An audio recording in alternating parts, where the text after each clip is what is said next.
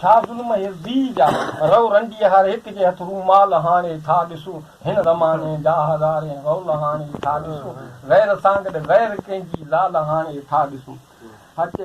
हर गलीअ में गुफ़्तगू गुफ़्तार ॻोल्हनि जी हले वाह वाह करियो वाखाण जन वाखाण रोलनि जी हले छोरियूं छुड़वाग थियूं जीअं छांग छेलनि जी हले सौ सवा ते सौ सुमन तो साल हाणे था ॾिसूं हिन ज़माने जा हज़ारे हौल हाणे था ॾिसूं गैर सां गॾु गैर कंहिंजी लाल हाणे था जो मौलवी थिया मोतबर जिन माल मोचारा खपनि बांग ते बांगा तिनी खे छोकिरा हीरा खपनि ऐब खे आख़िर ढकण लाइ यादि सीपारा खपनि दीन जी काई न रही सा दाल हाणे था ॾिसूं हिन ज़माने जा हज़ारे हौल हाणे था ॾिसूं गैर सां गॾु गैर कंहिंजी लाल हाणे था जो मास्तर मां बाप सम्झी छोकिरा तंहिं वटि छॾिया आदतूं आॾो सुमन इख़लाक आख़िरी ई सिखिया वाह मास्तर तूं जी महिनत मोर मंज़िल खे रसिया न अयल से उस्ताद अहिड़ा अयल हाणे था ॾिसूं हिन ज़माने जा हज़ारे हौल हाणे था ॾिसूं गैर सां गॾु गैर कंहिंजी लाल हाणे था कई तपेदारनि तबाही ख़ासि खाता कनि खतनि यार यकसा वा यतीमनि जा गहू चिर मेघबनि जे तपे में तेज़ पैसो सो वॾेरा कर वचनि माल जे मज़लूम जे मां मैल हाणे था ॾिसूं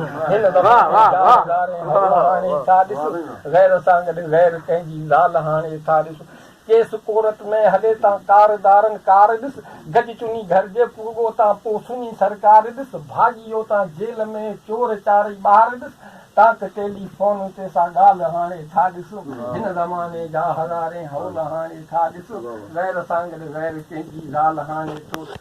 अॼु सराई जेल में तो जान ॻारे ॾिसजो था अॼु इस्माइल जेल में तो जान ॻारे ॾिसजो था जिन विझायो जेल में तिन जूत पाड़ू पट खुदा साण कल में कुल थिया कम सराई जा सिधा बेबहा बेशक भले जा भाल हाणे था ॾिसूं हिन ज़माने जा हज़ारे हौल हाणे था ॾिसूं गैर सां गॾु गैर कंहिंजी लाल हाणे था